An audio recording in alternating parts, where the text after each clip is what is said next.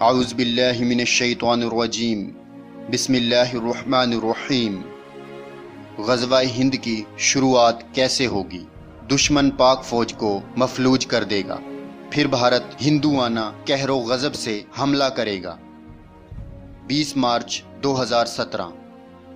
मैं इस ख्वाब में देखता हूँ कि सरहद के उस पार, जो कि अफ़ग़ानिस्तान की सरहद की तरह लग रही होती है, दुश्मन वहाँ से दहशत गर्द भेजते हैं। पाक फ़ौज बहुत अच्छे अंदाज में उनसे निपट रही होती है और खूब निशाने लगाकर उनको मारती है। ये देखकर दुश्मन बहुत गुस्सा होते हैं कि फ़ौज हर वक्त हमारे रास्ते में रुकावट है।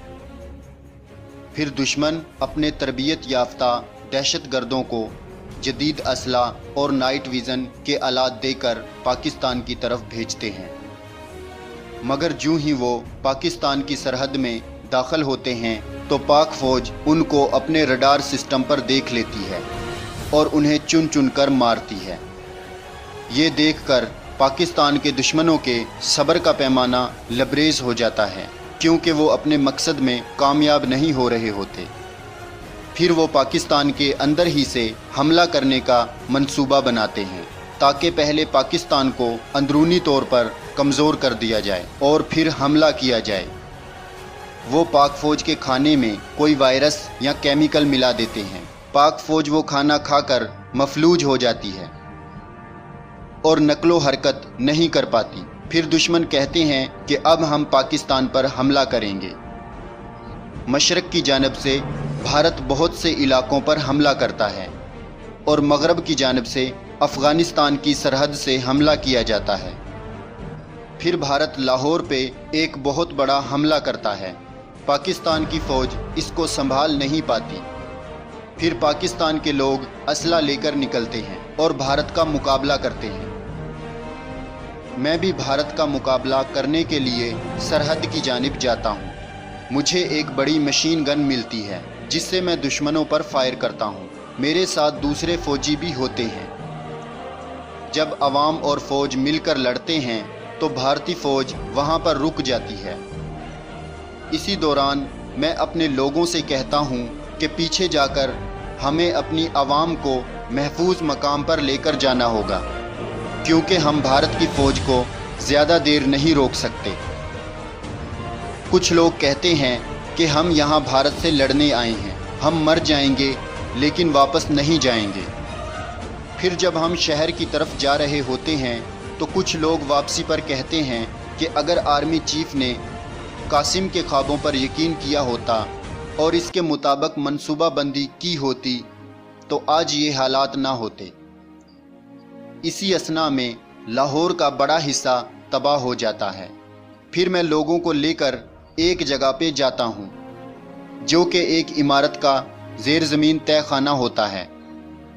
इसके बाद ऐसा महसूस होता है कि मैं किसी जगह की तलाश में निकलता हूँ। इस मकाम पे एक ऐसा मुल्क जिसके झंडे का रंग लाल होता है, इसका सरबराह भारत को बड़े शदीद अल्फाज में ख़बरदार करता है कि तुम्हारी फ़ौज जहाँ पर है वहीं पर रुक जाए, वरना मैं तुम्हें तबाह कर दूँगा। फिर वो मुल्क पाकिस्तान की मदद और हमायत करता है।